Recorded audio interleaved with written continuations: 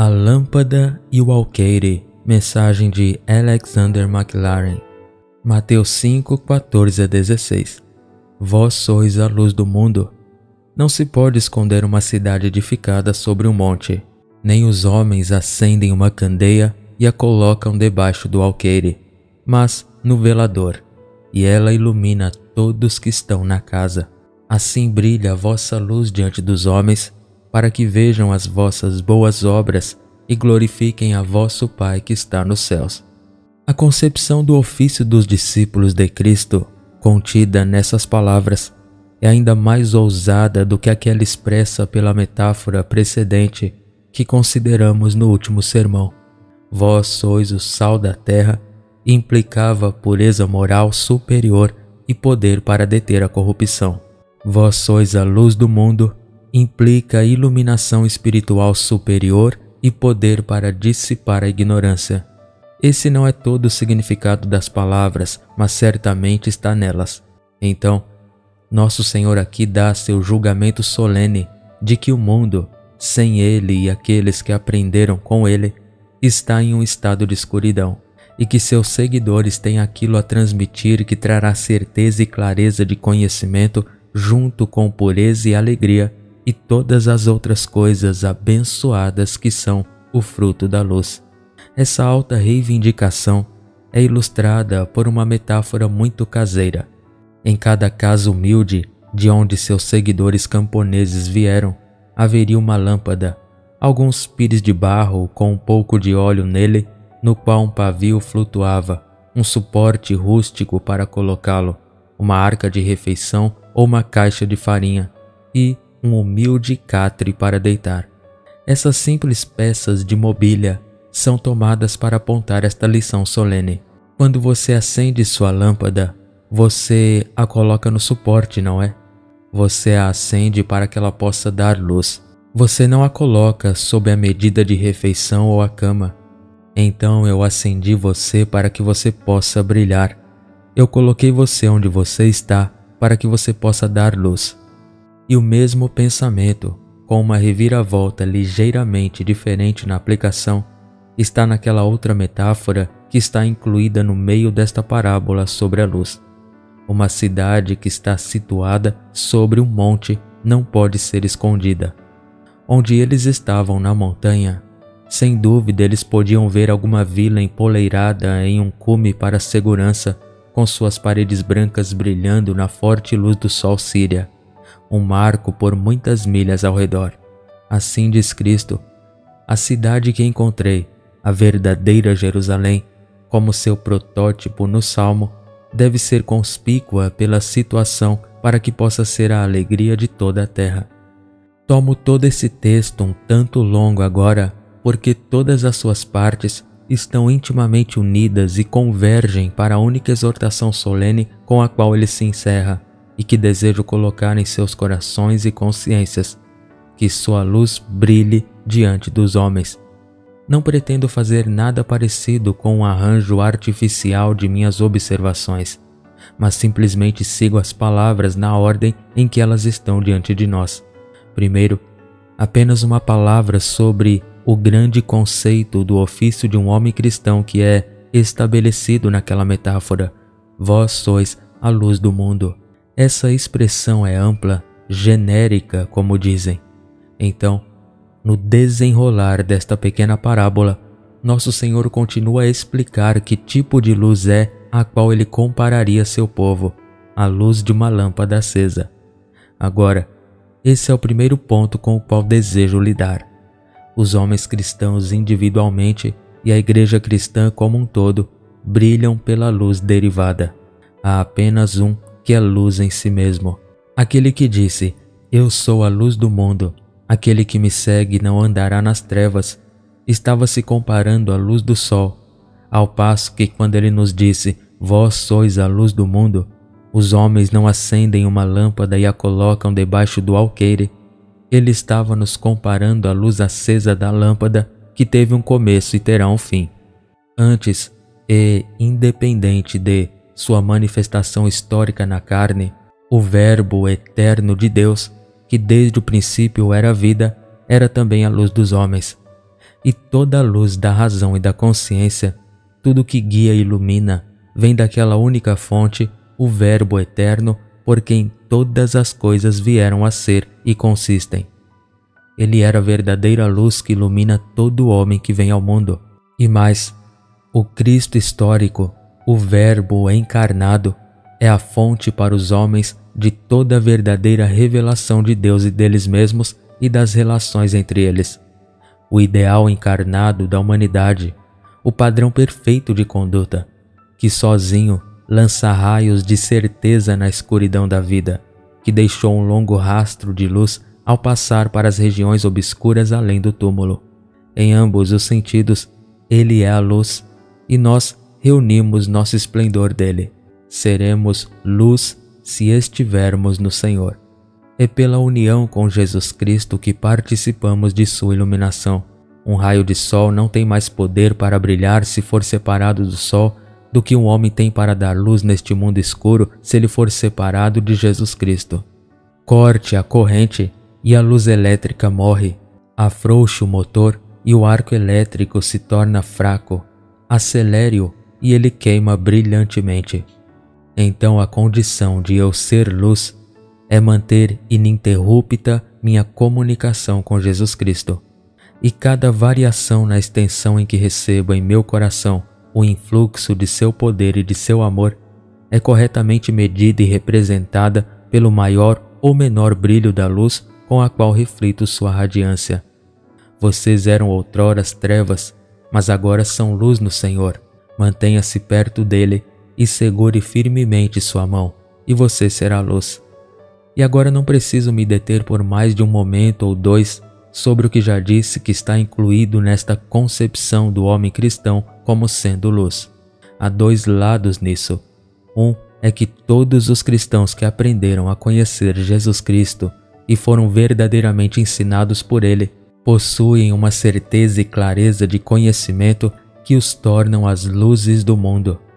Não avançamos nenhuma reivindicação a qualquer iluminação quanto a outra verdade que não seja moral ou religiosa. Deixamos todos os outros campos incontestados.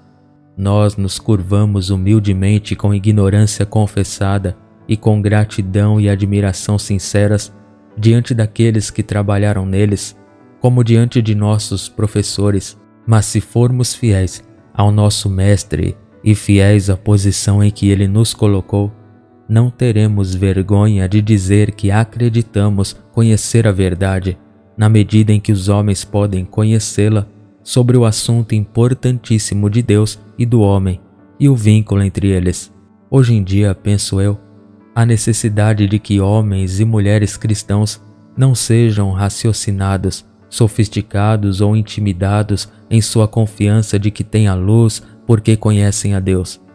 É proclamado como a palavra final do pensamento moderno que estamos na presença de um poder que certamente é, mas do qual não podemos saber nada, exceto que é completamente diferente de nós mesmos e que sempre nos tenta acreditar que podemos conhecê-lo e sempre nos repele ao desespero.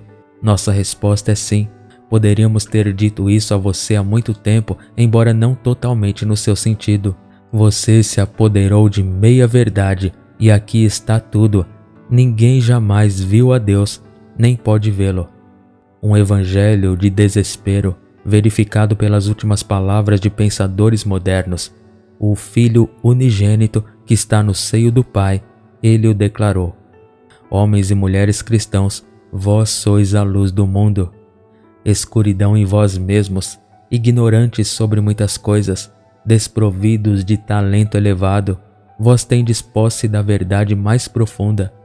Não tenhais vergonha de levantar-vos e dizer, mesmo na presença do Areópago, com todos os seus estoicos e epicuristas, a quem vós ignorantemente falais, ai de mim, não adorais, a quem vós ignorantemente falais, a ele vos anunciamos. E então há outro lado que eu apenas nomeio, pureza moral. A luz é um emblema da pureza, bem como um emblema do conhecimento. E se somos cristãos, temos dentro de nós, em virtude de nossa posse de um Cristo residente, um poder que nos ensina e nos capacita a praticar uma moralidade muito acima das teorias e ações do mundo.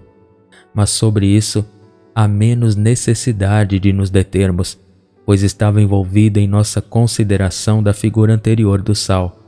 Segundo, e agora o próximo ponto que eu gostaria de abordar é este, seguindo as palavras diante de nós, a certeza de que, se formos luz, brilharemos.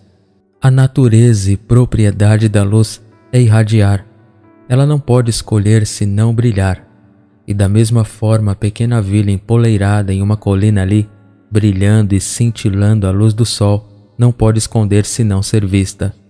Então diz Cristo, se você tem caráter cristão em você, se você tem a mim em você, tal é a natureza da vida cristã que ela certamente se manifestará. Vamos nos deter nisso por um momento ou dois. Pense duas vezes. Toda convicção cristã sincera exigirá expressão, e toda experiência profunda do poder purificador de Cristo sobre o caráter se mostrará na conduta. Toda convicção séria exigirá expressão. Tudo em que um homem acredita tem uma tendência a converter seu crente em seu apóstolo. Isso não é assim em relação às verdades comuns do dia a dia, nem mesmo em relação às verdades da ciência, mas é assim em relação a toda verdade moral. Por exemplo, se um homem obtém uma convicção vívida e intensa dos males da intemperança e das bênçãos da abstinência, veja que veemência ardente de propaganda é imediatamente posta em prática, e assim por todo o horizonte da verdade moral que se destina a afetar a conduta.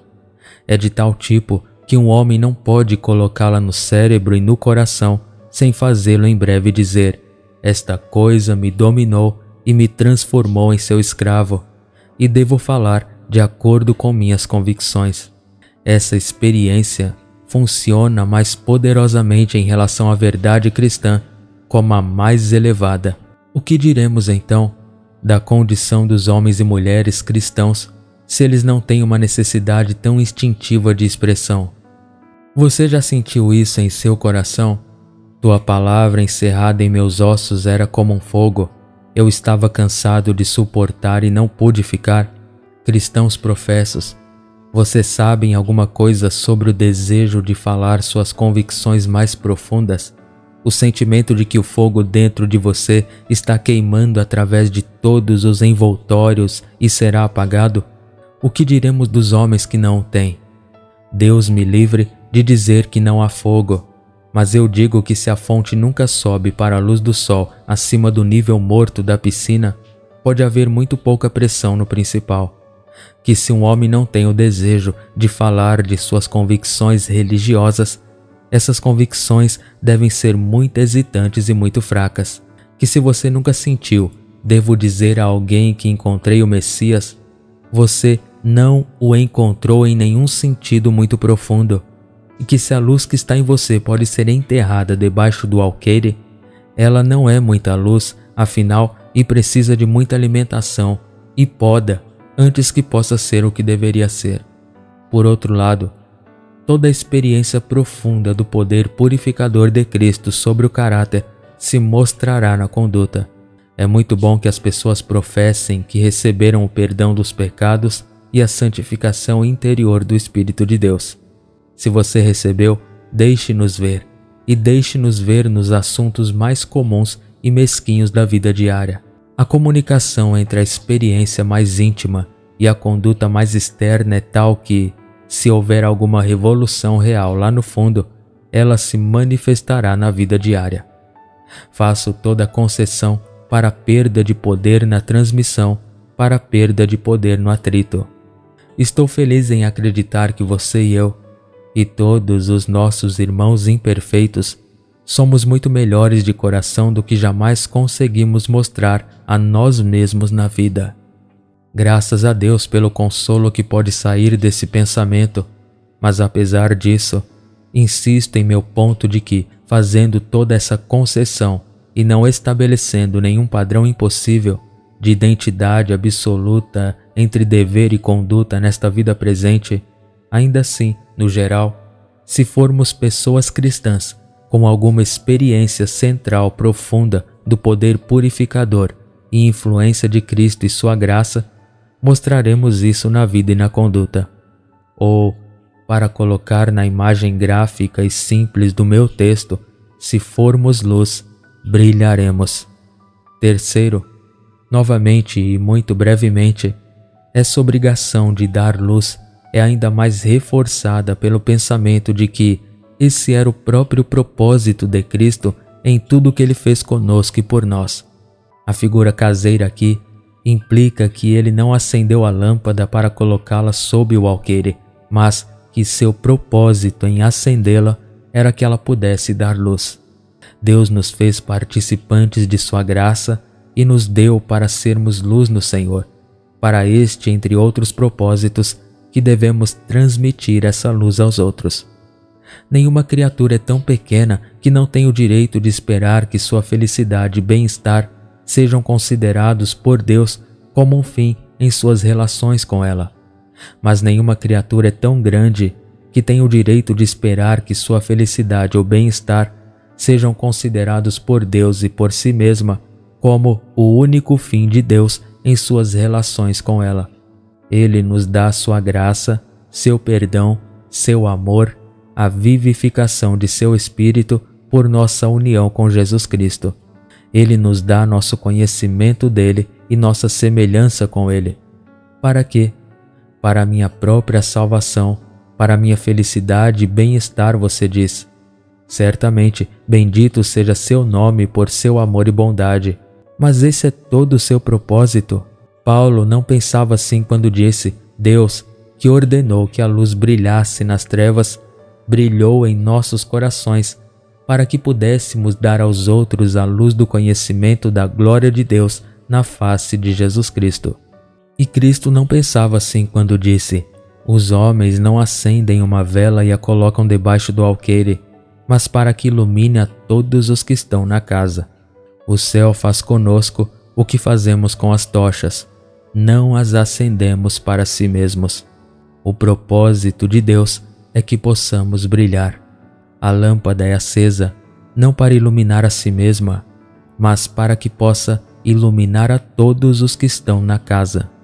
Considere novamente que, embora todas essas coisas sejam verdadeiras, ainda há uma possibilidade solene de que os homens, mesmo os bons, possam sufocar, abafar e encobrir sua luz.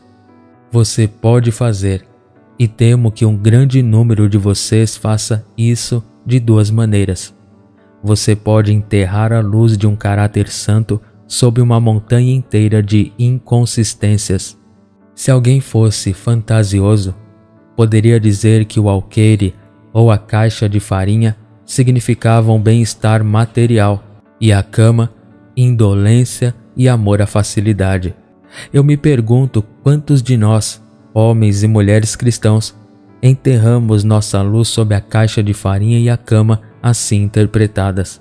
Quantos de nós afogamos nossa consagração e devoção em águas sujas de luxúrias mundanas e deixamos o amor pelos bens da terra, pela riqueza, pelo prazer e pelo amor às criaturas vir como uma atmosfera venenosa ao redor da lâmpada de nosso caráter cristão, fazendo-a queimar fraca e azul, e podemos enterrar a luz da palavra sob um silêncio covarde, tímido e indiferente. Eu me pergunto quantos de nós fizemos isso, como homens de fita azul que abotoam seus sobretudos sobre suas fitas azuis quando entram em companhia onde têm medo de mostrá-las. Há muitas pessoas cristãs que são cristãs devotas na mesa da comunhão, mas teriam vergonha de dizer que o eram na companhia diversa de um vagão de trem ou de uma table hold. Há cristãos professos que passaram pela vida em seus relacionamentos com seus pais, irmãs, esposas, filhos, amigos, parentes, seus servos e dependentes, e nunca falaram uma palavra de amor para seu mestre. Isso é esconder pecaminosamente sua luz debaixo do alqueire e da cama. Quarto, e assim a última palavra, na qual tudo isso converge, é o simples dever: se você é luz, brilhe. Deixe sua luz brilhar diante dos homens, diz o texto, para que eles vejam suas boas obras e glorifiquem seu Pai que está nos céus. No próximo capítulo, nosso Senhor diz: tomem cuidado para não fazerem suas esmolas diante dos homens para serem vistos por eles.